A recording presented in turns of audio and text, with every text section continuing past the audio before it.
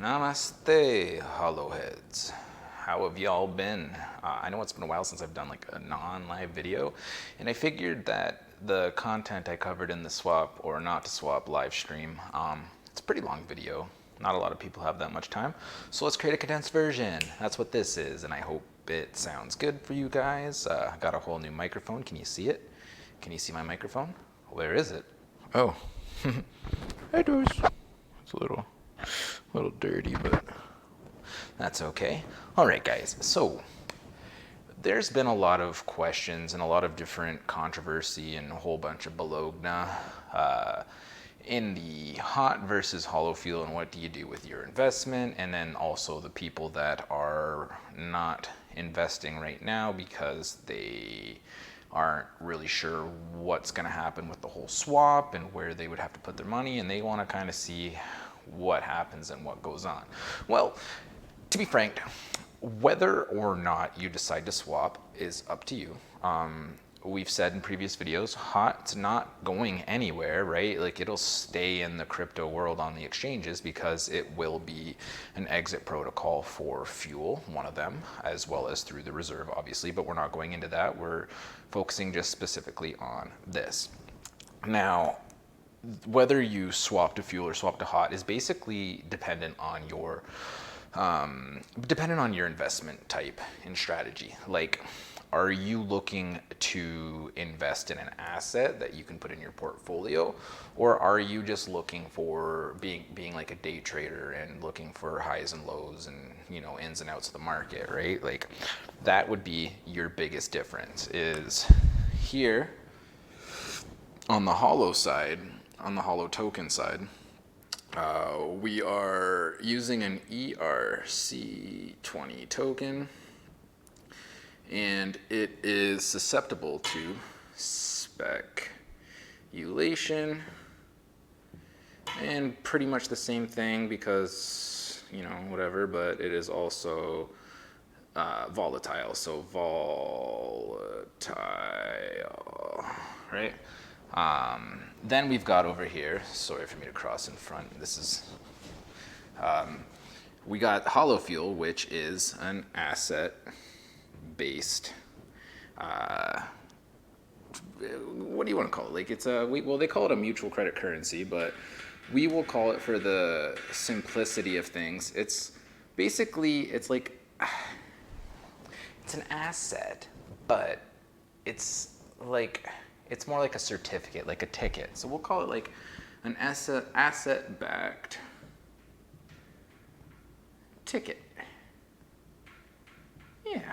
So, like, if you were to look at gold, I would preference it as an asset-backed block of metal. And basically what an asset is it's something that produces, right? Like, it's where it's like, we'll find the actual full, what does Google call an asset? What's an asset? An asset is a usable or a useful or valuable thing. Yeah. So it's value. It's basically something that holds value, right? Something that is valuable. And essentially, when we're in the crypto world here, they don't consider it assets. It's an intangible asset, but it's also it's also a high risk. Like, there's no physical, tangible reason. Like, I don't care what your cryptocurrency that you follow is. If you have a crypto, it's basically, it's no different than money. It's just digital version of money. And the value of it comes from the sum of its gains, right? So we did a whole thing on where the how to basically do the calculations to find out what the cost of each unit of crypto is, right? When I did the Holo does not know of thy supply cap, I think is the video. So if you want to check that out to learn how to do the calculations. But basically, any single fucking, even Bitcoin, you have your frickin' pool of money that Scrooge McDuck just absolutely loves. I would draw a duck, but I have no frickin' clue. So we'll just write duck. Although, I don't like that because we have the Holo duck now, so we'll just call it Scrooge. Scrooge's pool of money, right? And essentially, the value is this entire sum of money and then whatever percentage it is of your credit, right? So like if I pull out $1 million or $1 billion, let's say this was like $2 billion in here, 2 billion, right? And I own $1 billion of it. If I pull out $1 billion, the value of that goes down insanely. So its value is only the sum of its part, which is just money. So basically, the money is only worth the money, right? And that's why banks don't consider that an asset, that's more of a risk, right? So if you were to apply for a mortgage or a loan and you were to put crypto down, they don't care how much money you've made off of it. Like unless you've pulled that money out and put it in your bank account, then that's cash asset, right? Like so that in itself is different. So if you're like constantly pulling out money and putting it in your bank account and then moving it around, as soon as you've pulled it off the market, you can consider that a cash asset, right? So, but your initial payment into the crypto is all they look at. So if you put $1,000 into HOT, right, and it's now worth, let's say, $10,000. If you leave it as HOT in a wallet, it's still only considered $1,000 to the bank. They don't care about this because you could literally say that and then tomorrow it was going like this, now you bought in here, now it's here, and this is where you declare it, and then all of a sudden a few days go by and it goes, right? And that's what the banks are worried about, is that volatility. And then you buy the dip. The very deep, deep, sad bowl of dip, right? It's just a bowl with some guacamole in there. It's accurate. That's a bowl of guacamole. Don't tell my mom that. She'll slap me. Anyways, and then we go over to the holo fuel side, which is the value of the ticket has nothing to do with the amount that's in the inside of the reserve. Thank God, I thought I wasn't going to get it. But the reserve, right? So that doesn't have anything to do with its value. The value comes from how much hosting / computing / security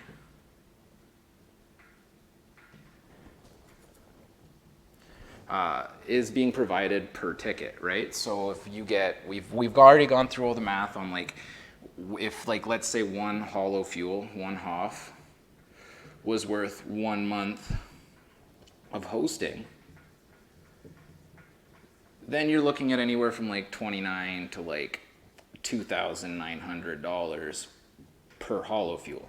And that's where it gets its value from, right? From the actual service, the actual goods. Whereas like gold gets its value from its scarcity and from the fact that it's in like pretty much every electronic and there's just tons and tons and tons of uses for it. And that's where it gets its value, similar to how holo fuel gets its value.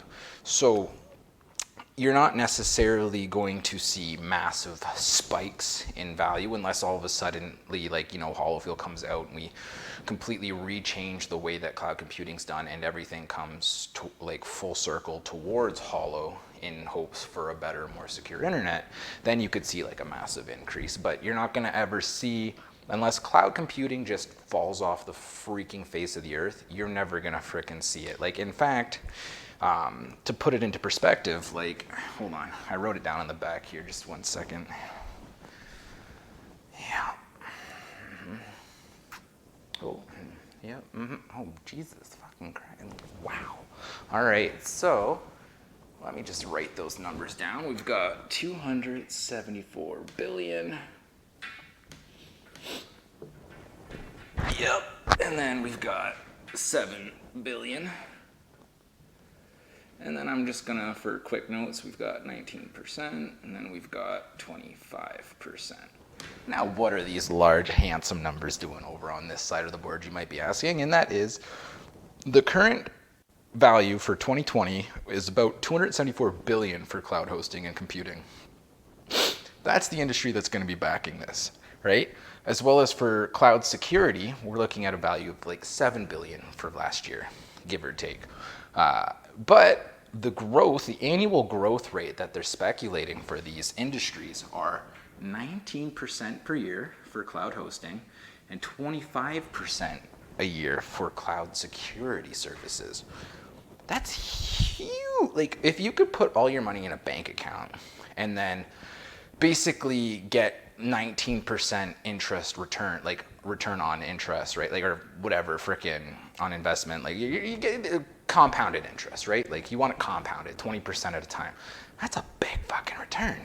Like, you're looking at, if you went to a bank, what, like 1 to 5%? Like 5% would be huge if you were just to do like a savings account or like a minor investment or whatever. But anyways, so you're looking at an industry that is not only already huge, but it's just getting huger. Huger. That's a real word. It's spelled like this. Do not look it up. That looks like Hugger. No, I think Hugger would have 2 G's, so we'll just call that huger. All right, so anyways, like I said, obviously it feels like I'm sitting on this side heavily, and I kind of am.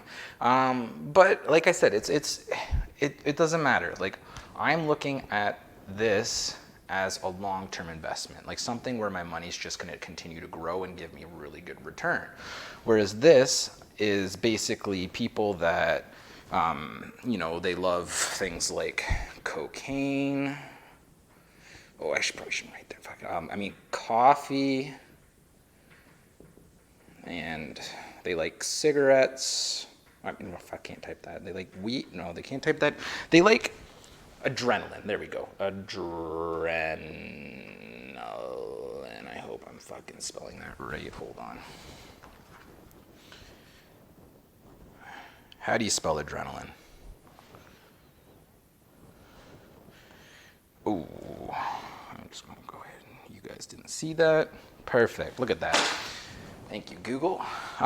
Anyways, so they just like adrenaline. And then they like their quick returns. Like, this could potentially return you a lot more money in the long run. But this one could, in the short term, provide you a shitload more money. Like, it all goes into like the types of investment, like I said. But one of the reasons that the banks don't like this is because basically, if you were to go in and be like, you may as well just go like, hey, look I have $1,000 right now.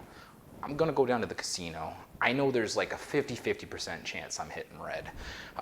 So like, do you wanna give me some money just because I'm gonna be worth a lot when I walk out of that place, right? A lot more people end up losing on this side than winning, but the few that do win on this side, they love to brag about it and make it seem like it's all the frickin' bee's knees. Life's about balance, risk reward. So if you're one of these dudes that love coffee and adrenaline, then feel comfortable staying on that side, staying hot. Like, you're looking at, like, you should understand by what I'm telling you, if you're one of these investors, that, something big is coming that's directly linked to this. So, whether or not you're going to go over here or stay here or go over here or stay here or go over there, doesn't matter. It's up to you. All right. That's the moral of this story, is that what kind of investor are you? That's all you got to ask. And then that's what you should do with your money, I guess. That's not financial advice kind of thing. Anyways, hope you guys liked it. Hope it helped. And there was a lot of caffeine in the making of this video. Actual caffeine. I'm not being like methyl. I would never touch that stuff. No. I'm ADHD. I feel like I would freaking like jump off a skyscraper if I'd probably jump onto the skyscraper and then jump off of it, honestly, if I tried that. And that's why I don't do it, because skyscrapers are scary. Dangerous. Heights, they're deadly, right? And I don't need it because I'm already freaking crazy. And that's another one from the Mindful Cog, or TyeRish, or whatever you want to call me. But I decided to switch everything to Mindful Cog in order to make it better. And, people are getting confused about things, and I'm just going to make sure that I just disappear.